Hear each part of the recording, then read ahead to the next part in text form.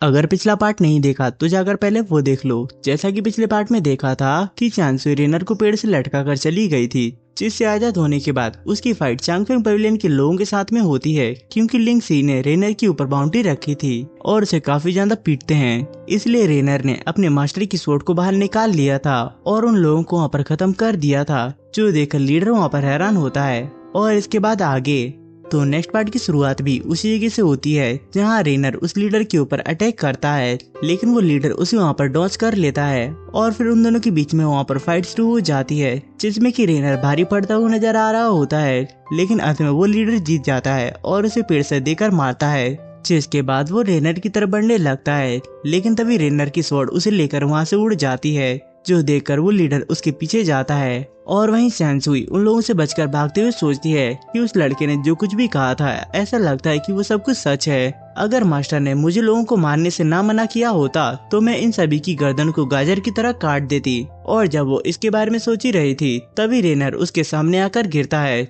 जिसे देखकर वो भी वहाँ पर हैरान होती है कि आखिर ये अचानक से यहाँ पर कहाँ से टपक पड़ा। और रेनर भी सोचता है कि आखिर मैं इस लड़की से फिर से क्यों मिल गया, और इतना सोचते हुए वो वहाँ पर बेहोश हो जाता है, जहाँ पर उसका वो लेटर सैनसुई ने भी देख लिया था। और इसी के साथ ही वहाँ पर वो लीडर भी आ गया होता है, जिसके साथ साथ वहाँ पर वो सभी लोग भी आ गए होते हैं, जो कि उसे यहाँ पर बताते हैं कि मास्टर इसने यहाँ पर हमारे कई सारे डिसाइपल्स को मारा है, इसलिए हम इस लड़की को यहाँ से नहीं जाने दे सकते। और इतना कहकर वो सभी उसकी तरफ बढ़ने लगते हैं, जहाँ पर सैनसुई रेनर की तरफ देखते हुए सोचती है कि अगर मैंने इसे यहाँ पर पेड़ से न बांधा होता तो अब तक तो ये यहाँ पर भाग चुका होता, इसलिए अब इसे मुझे ही यहाँ पर बचाना होगा। और इसीलिए वो वहाँ पर अपनी स्वॉर्ड को निकालते हुए उन्हें वहाँ पर दूर रहने के लिए कहती है। इस पर वो लोग भी वहाँ पर तैयार हो जाते हैं, तो ये देखकर वो वहाँ पर अपनी पावर्स को अनलिस्ट करती है, जिसे देखकर वो लीडर वहाँ पर समझ जाता है कि अगर वो लोग इससे यहाँ पर लड़ेंगे तो वो सभी के सभी यहाँ पर मारे जाएंगे, इसलिए ना चाहते हुए भी उन्हें वहाँ पर हार माननी पड़ती है। जिसके बारे में जब लिंग सी को मालूम चलता है तो वो उस लीडर के आदमियों को मार देती है और उस लीडर से वहाँ पर कहती है कि तुम जानते हो ना कि हमारे लिए वो लेटर कितना ज्यादा इम्पोर्टेंट था, फिर भी तुमने यहाँ पर रेनर को वहाँ से भागने दिया और अब ये भी नहीं जानते कि वो कहाँ पर है। तो इस पर वो लीडर कहता है कि वो तो सिर्फ एक लेटर ही है ना, तो फिर आखिर हम उसे पाने के लिए लोगों को क्यों मार रहे हैं। जिस पर लिंग सी हंसते हुए कहती है कि क्या कहा तुमने, सिर्फ एक लेटर? अभी तुमने इस मरे हुए आदमी की बात सुनी थी ना कि रेनर की कल्टीवेशन अचानक से बढ़ गई थी, जो कि तुमने अपनी आंखों से भी देखा था। लेकिन अब उस लीडर को उनकी सच्चाई के बारे में मालूम चल गया था, इसलिए वो उन्हें वहाँ पर बुरा भला कहने लगता है। जिस बात से गुस्सा होकर लिंग सुई उसके ऊपर अटैक कर देती है, लेकिन पर्दे के पीछे बैठे हुए पवेलियन मास्टर ने उसे वहाँ पर रोक दिया था और खुद ही दो घोस्ट की मदद से उसके ऊपर अटैक कर दिया था, जो कि ये होकर उस लीडर के अंदर घुस जाते हैं, जिस वजह से उसे वहाँ पर काफी ज्यादा दर्द होता है। और इधर मार्केट में सब जगह रेनर की बाउंड्री के पोस्टर लगा दिए गए होते हैं, जिसे पढ़ने के बाद लगभग 100 फैमिलीज के लोग अब रेनर के पीछे पड़ गए हैं। और उसे पढ़कर लोग हैरान होते हैं कि ये तो सिर्फ एक बच्चा है। और इधर रेनर को भी होश आ गया होता है और वो अपने सामने सैनसुई को पीछे से देखकर गंदी गंदी बातें सोचने लगता है, जिसकी भनक वहाँ पर सैनसुई को भी लग गई होती है। इसलिए वहाँ पर उससे पूछती है कि तुम यहाँ पर क्या बड़बड़ा रहे हो, जिस पर रेनर उसे वहाँ पर मस्का लगाने लगता है, लेकिन सैनसुई उसे वहाँ पर बकवास बंद करने के लिए कहती है और उसे वहाँ पर उसकी स्वॉर्ड के बारे में पूछती है, जिसके बारे में रेनर बताता है कि ये मेरे मास्टर की है। तो ये जानकर वो इसके बारे में सोचती है और कहती है कि तुम्हारा मतलब वो तो नहीं जिनकी तुम पूजा कर रहे थे, ये ब्लेड तुम्हें उन्होंने दी है, आखिर इसमें क्या खास है। इस पर रेनर बताता है कि इसे हमारे एंसेस्टर छोड़कर गए थे, जिसके बाद ये मेरे मास्टर के पास आई। और आज से 10 साल पहले जब मैं अपने मास्टर के साथ में इस जगह पर आया था, तब हमारा मुकाबला कुछ लुटेरों से हुआ था, जिस वजह से मेरी जान बचाने के लिए मेरे मास्टर ने अपनी कुर्बानी दे दी। इसलिए मैंने भी इस स्वॉर्ड को उनके साथ ही दफना दिया था, लेकिन अभी मेरे पास वापस आ गई है। और इसी के साथ ही वो लोग वापस से उसी टेम्पल में आ गए होते हैं, जहाँ पर सैनसुई उससे फिर से उस ब्लेड के बारे में पूछती है कि आखिर ये कहाँ से आया है, जिसके बारे में रेनर को भी वहाँ पर मालूम नहीं था। और इसके बाद हम जावी को देखते हैं, जिससे कि वहाँ पर वो मालकिन वो बाउंड्री वाला लेटर दिखाते हुए कहती है कि मिस्टर जियो आप इस जॉब को ले लीजिए ना। लेकिन जियो कहता है कि मैंने तुमसे कितनी बार कहा है कि मुझे इसमें इंटरेस्ट नहीं है,